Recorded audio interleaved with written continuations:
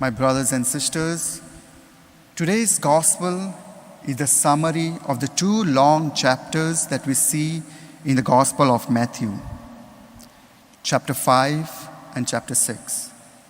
And both these chapters we have reflected in the past few couple of weeks. Let us do some recap. The chapter 5. Chapter 5 teaches us the Beatitudes, teaches us how to be, how to live, how to love, and how to pray.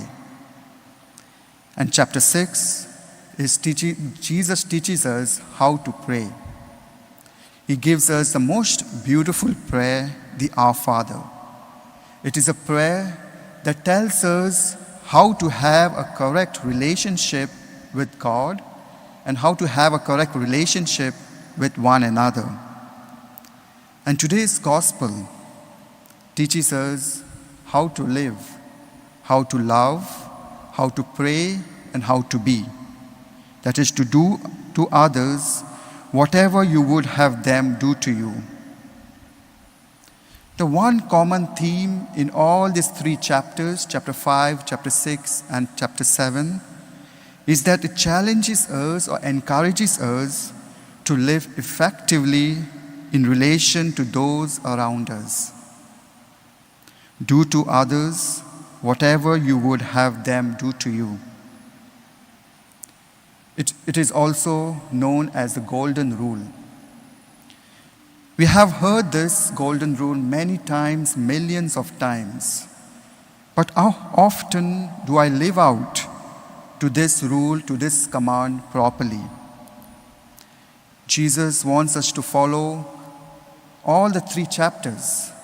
He wants us to follow the Beatitudes earnestly, pray the Lord's Prayer faithfully, and to follow the golden rule properly so that we can enter through the narrow gate. Today's gospel reminds us that the gate is narrow and those that find it are very few. Am I the one of those few? My brothers and sisters, I do not have the answer to this pressing question. But what I have and what I know, that we have a choice to change. A choice to change if I failed myself to treat my own brothers and sisters according to the gospel. Today's gospel invites us to look outside of myself towards others and the way that I am towards them. It invites us to reflect the way how I treat my brother and sister. Are we ready to put aside our selfishness and ego to enter to the narrow gate? Are we ready to lower the heights of arrogance and pride and overcome our own laziness in order to belong to Christ? To belong to Christ means to follow Him, to commit oneself to love, in service, and giving oneself as He did. And by doing this, we'll be able to enter the narrow gate to the cross. Which side do we want to be? The easy side of thinking about ourselves?